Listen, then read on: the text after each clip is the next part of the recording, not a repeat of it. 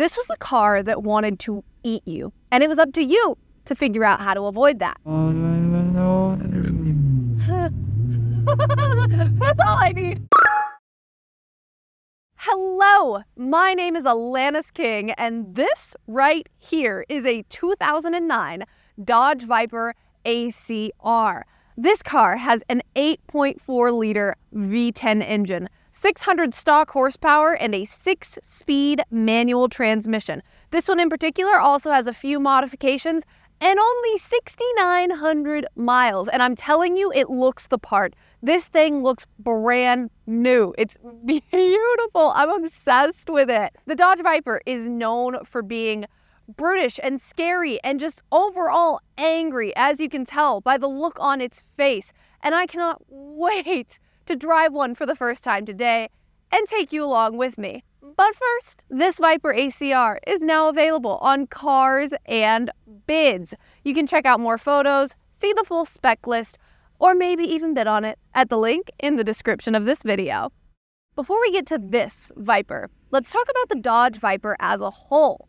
The Viper was in production from 1992 to 2017, when it got discontinued for a wild reason. But that wild reason comes at the end of this story, and this is the beginning. So let's go back to 1988. Bob Lutz, who's a very, very famous automotive executive, was at Chrysler at the time, and he wanted to build a car in the spirit of the original Shelby Cobra. By 1989, Chrysler had a concept car. So this all came together really quickly, and the resulting vehicle was terrifying. The concept car was red with blacked out headlights, and it had that classic Viper shape, which I would describe as like one of those torpedo pool toys that you throw in the water and it just slices through. That's a Viper. The production Viper arrived for 1992, and it was a mix between only the necessary features and a high-performance arts and crafts project. This car did not have exterior door handles. No, I'm not kidding. Air conditioning,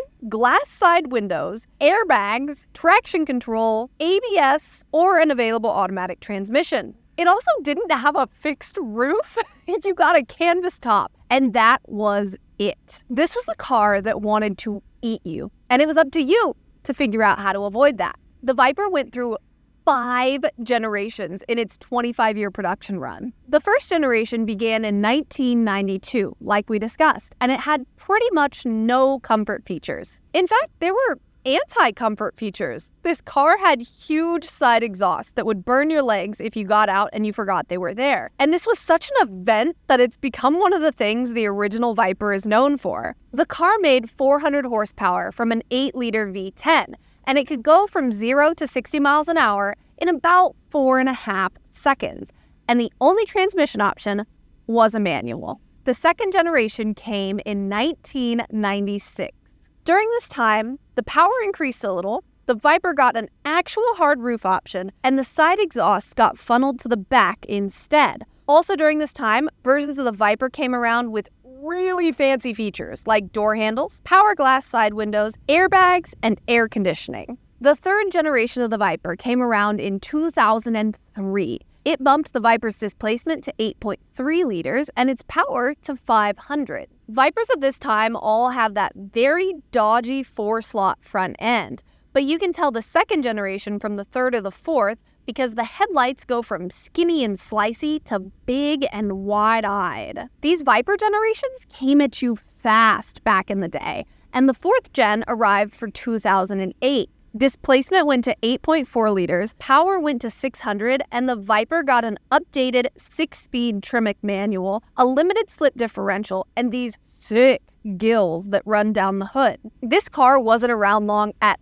all before Dodge said it would kill the Viper after 2010. And Dodge did. But the Viper immediately came back for 2013. That was the start of the 5th generation, which was a very new and different car. It not only looked like a new era Viper, but it had an updated manual, electronic stability control and traction control, fancy, and 640 horsepower. All that took it from 0 to 60 miles per hour in 3.5 seconds. Dodge boss Ralph Gilles said the car's design was modeled after a naked woman on the beach. which is just not something I would have said out loud. You could have said it was modeled after a pool torpedo and it would have been more accurate. Viper generations are typically short-lived, and this one was no different. Dodge killed the car in 2017, and as of right now, in 2024, the Viper is not back. That, after a nice little history lesson and someone calling the local cops on the suspicious lady with the orange car, brings us to this car, the 2009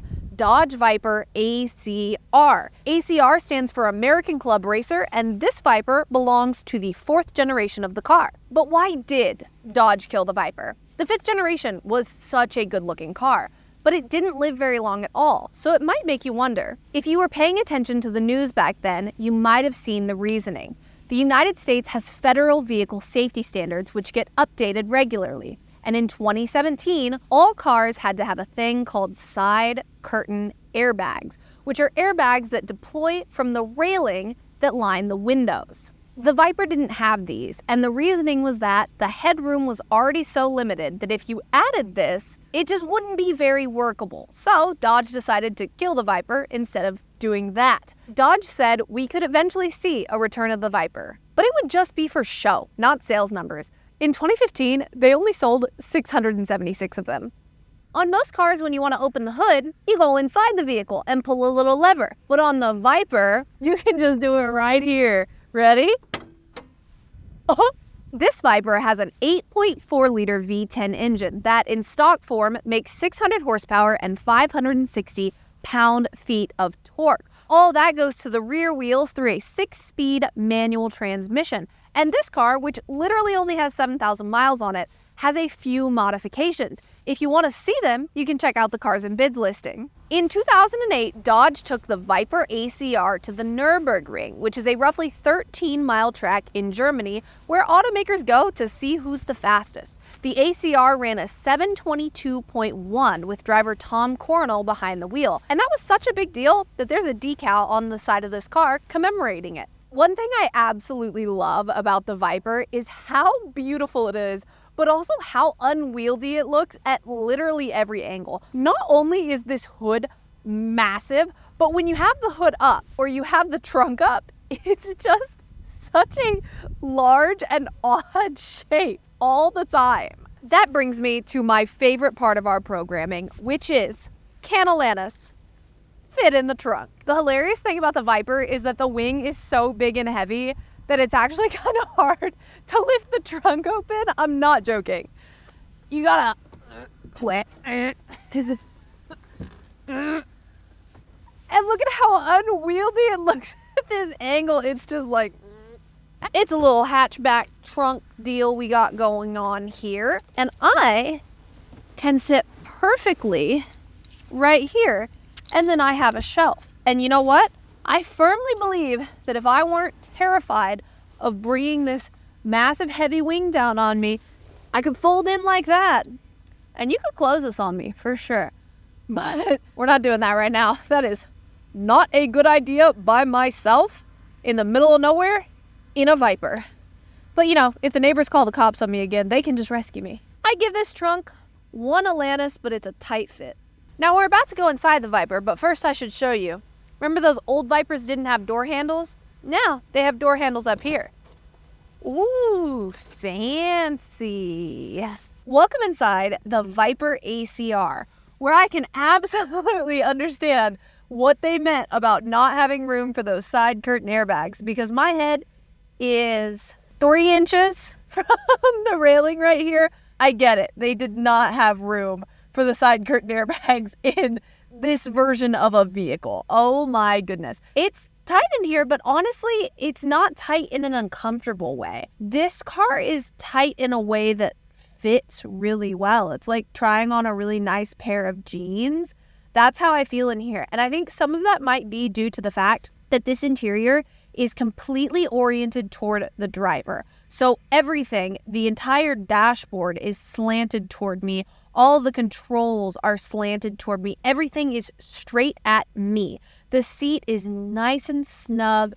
I feel good in here. And, you know, inside, The only way I can describe the inside of this car is it's a Viper. The door panels, the dashboard panels are very, very plain, except you have all these gauges and everything you need to know. The air vents are this like dull plastic material. It's so Viper in here. That's really it. It just looks like a Viper. There's also Viper branding everywhere. The seatbelts say Viper, the floor mats say Viper. Everything is Viper. And I actually look out the rearview mirror, and because this rear wing is so tall, it's not in the way at all. I don't even see it in the rearview mirror. I actually have pretty good sight lines looking back there. It's shocking.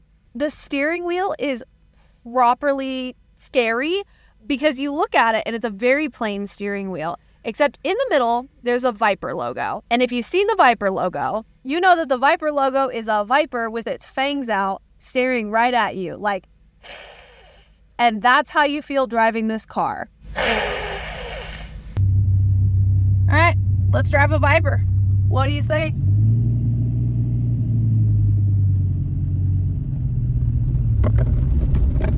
We're on a gravel road right now because that's where we filmed. I'm so excited.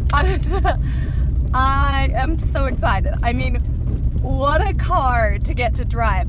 I'm so sorry for the angle, y'all. The way the Viper's dashboard is and the roof is, there's such a small space that you have to work with that we get this angle. But you know what? At low speeds, the Viper is plenty friendly. And I think the most interesting thing I have noticed just driving it so far is that the gear shift pattern is actually angled toward me.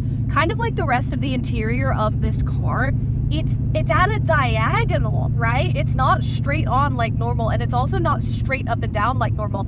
It's like at an incline, diagonal toward me. It is a very interesting layout for the shifter, to the point that when you get in a manual for the first time, you've never been in that manual before, and you go through the gears and you're just like, all right, they're right here. It's so bizarre where they're placed. It's such an odd gearbox just shape. But I mean, it drives so smoothly, honestly. Like, I fit so well in this seat.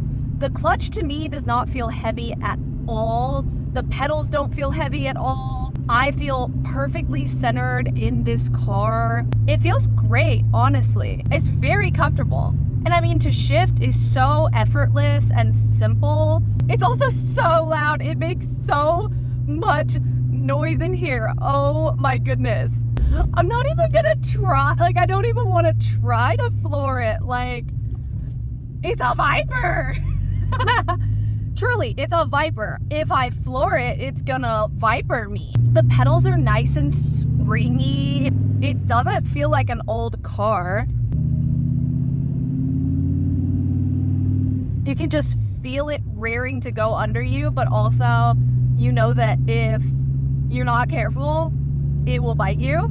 It's loud, but it's that kind of loud that just drones in your ear. So it's not harsh. It doesn't hurt your ear, but it's just this constant droning in your ear. And it just reminds you of what car is under you, right? Like, this is a Viper.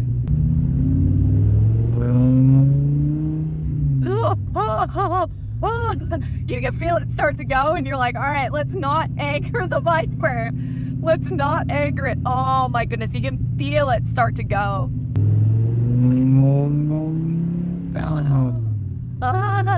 I'm not even fully flooring it.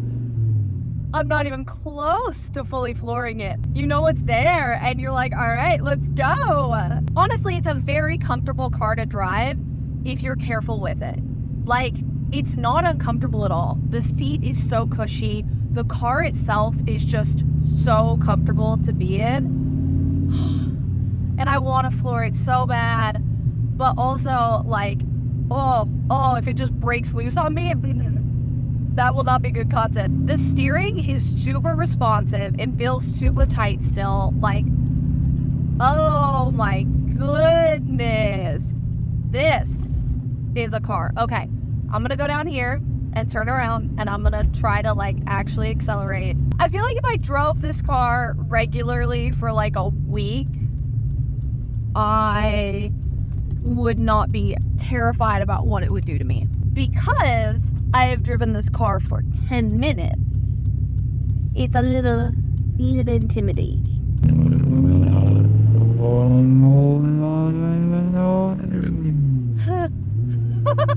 That's all I need. That's all I need. Oh, man. If you were fully comfortable with this car and you drove it regularly and you were like, all right, let's rip, or you were on a racetrack and you had runoff and you were like, all right, let's rip, this car will rip. This car will absolutely rip. Am I doing that today? Nope. We got to keep from hitting the deer, you know? The next time I'm in a Viper, I will feel a little more confident. And if you buy this car, you'll feel really confident after a few days, I promise. So that was the 2009 Dodge Viper ACR. This car is terrifying, and that's the whole point. There are genres to every industry. You watch a horror movie to get a thrill, and you drive the Viper for the same reason. It reminds you that you're alive, and it could probably take that away from you at any moment if you're not paying attention. And if you want to feel alive every single day of your life, this Viper ACR is now available on Cars and Bids. You can check out more photos, see the full spec list, or maybe even bid on it at the link in the description of this video. Otherwise, we'll see you next time.